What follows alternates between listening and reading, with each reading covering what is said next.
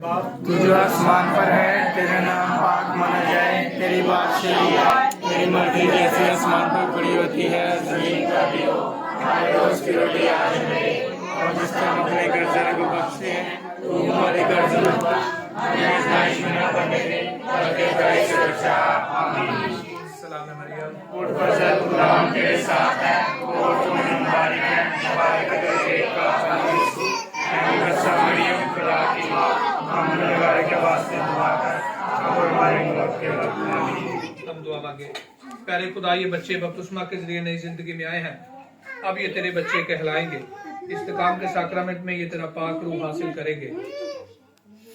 पाक शाकत में ये खुदावंद यीशु मसीह की पाक ज़ियाफत की कुर्बानी में शिरकत करेंगे, और तमाम साक्रामेंटों में ये तेरे चेहरे का दीदार करेंगे।